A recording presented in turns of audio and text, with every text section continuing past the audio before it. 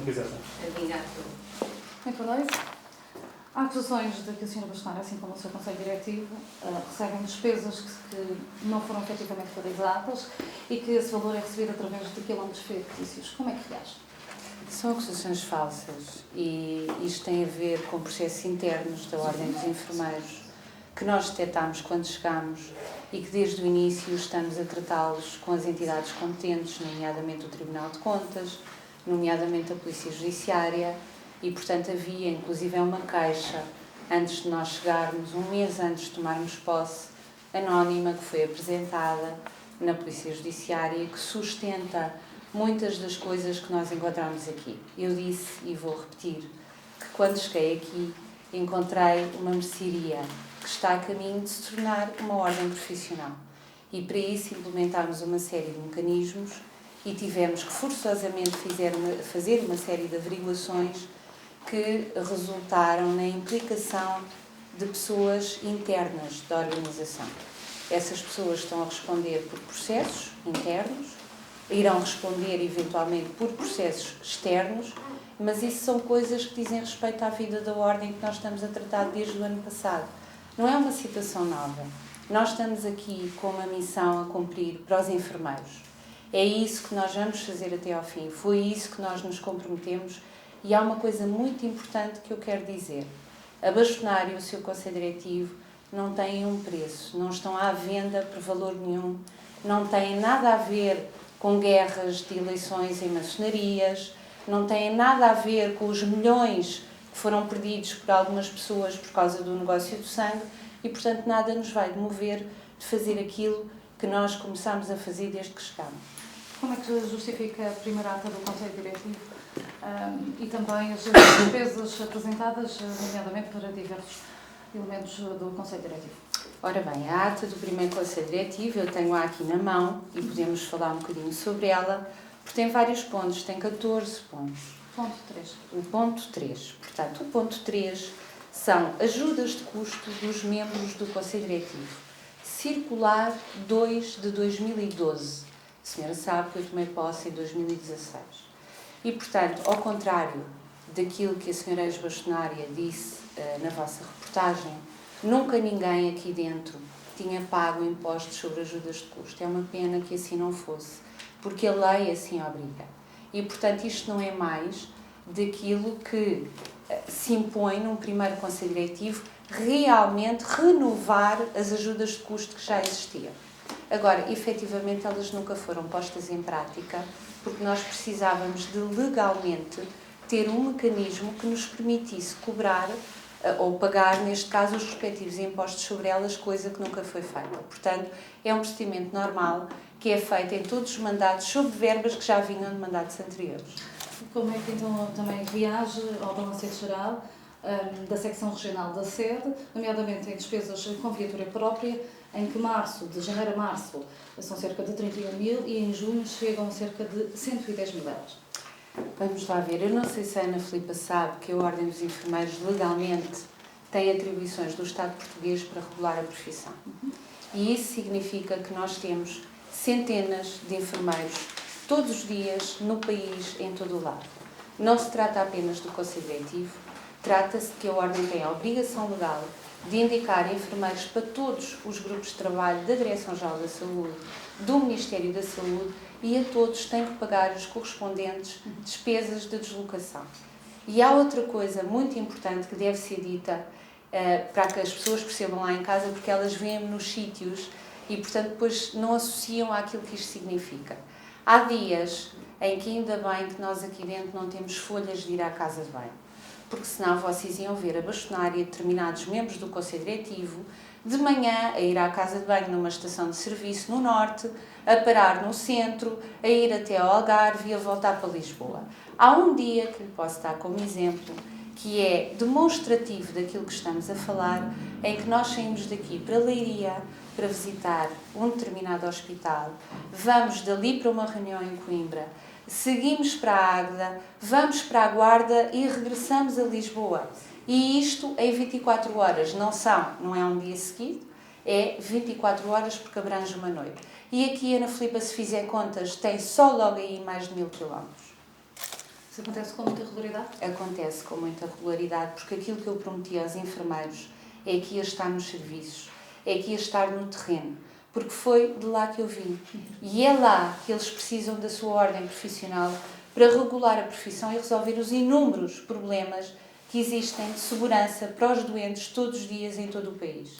Outra crítica é à gestão e aos motivos que conduziram à reestruturação do gabinete jurídico da Ordem, nomeadamente as rescisões de contratos com advogados e contratações de outros advogados e de uma sociedade de advogados do Porto. Questionam-se aqui, neste caso, os valores das novas contratações, também superiores aos anteriores, pelo menos nestas denúncias, e as próprias necessidades destas alterações. Como é que reage?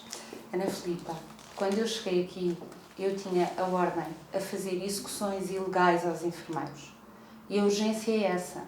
A urgência é que uma instituição que tem poderes devolutivos do Estado português não pode, ela própria, cometer estas ilegalidades. Estamos a falar de quando eu cheguei, tinha advogados que compactuavam com execuções de enfermeiros com dívidas superiores a 5 anos. E seguramente não estão a defender os interesses nem dos enfermeiros, nem da própria instituição. E nós não gastamos mais dinheiro com advogados neste mandato.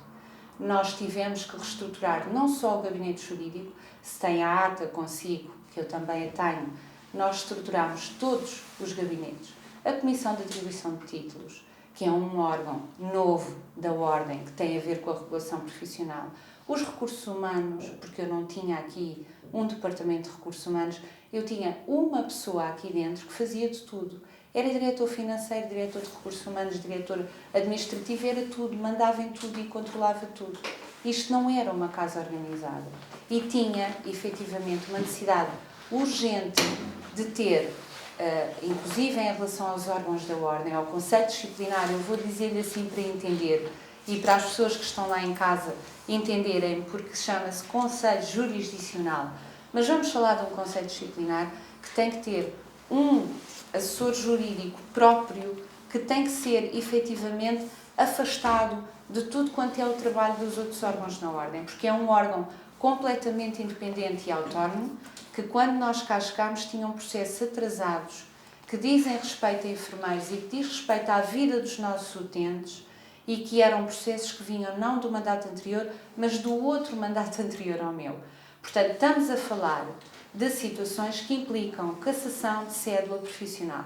Estamos a falar de coisas muito sérias, porque a Ordem dos Enfermeiros faz um trabalho que é um trabalho que não é para brincar. Retirar a cédula profissional no enfermeiro é uma coisa que tem que ser muito averiguada e muito ponderada e tem que ser bem assessorada juridicamente. Portanto, daí a necessidade de novas contratações e de cessação de contratos.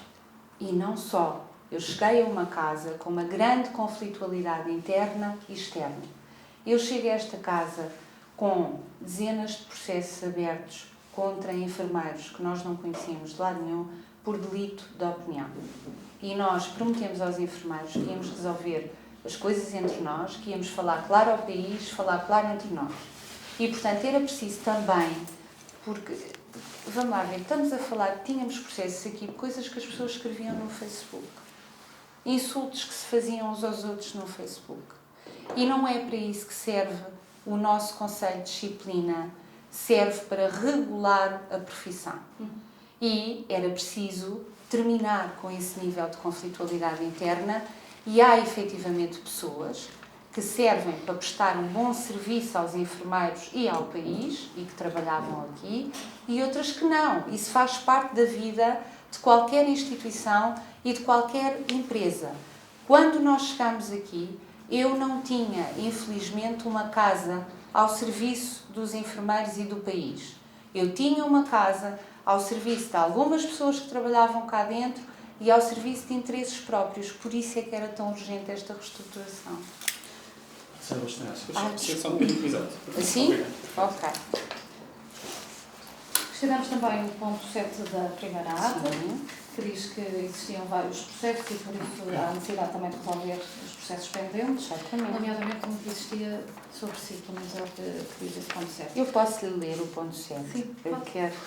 Claro que sim. A bastonária informou que foi herdada uma empresa com muita conflitualidade existem vários processos abertos a trabalhadores e membros, estes últimos por delito de opinião, havendo por isso necessidade de resolver estes processos pendentes, nomeadamente o que existe aberto contra si.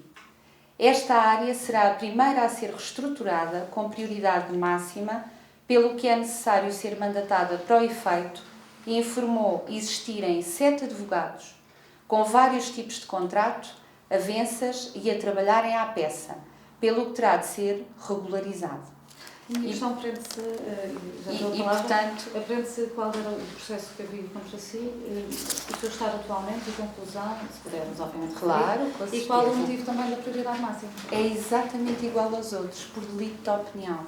E, portanto, aquilo que eu li é exatamente a pergunta que a Ana Filipa faz, que é: qual é o processo que eu tenho contra mim? E está aqui. Estes últimos por delito de opinião. E eu também tinha, como enfermeira, e por ter sido candidata à ordem, um processo por delito de opinião. Por estas questões, por prestarmos declarações à imprensa, por, no âmbito da campanha, dizermos o que é que vamos fazer e aquilo que achávamos que estava mal aqui dentro da casa. A prioridade máxima é porque, como eu li aqui, havia vários tipos de advogados. Aqueles que trabalhavam à peça, por avança, aqueles que tinham contrato e por aí fora. E eu deparei-me com uma situação muito estranha, que foi quando cheguei ter um parecer pago a 5.000 euros a um único advogado. E depois tinha estes advogados a permitirem que se executasse enfermeiros com dívidas de cotas superiores a 5 anos, que toda a gente sabe que são dívidas que legalmente não podem ser cobradas. E, portanto, a prioridade máxima prende-se com isto e não se prende com nada mais. Muito obrigada. É só. Vamos fazer uns pontos de corte. Ai, vocês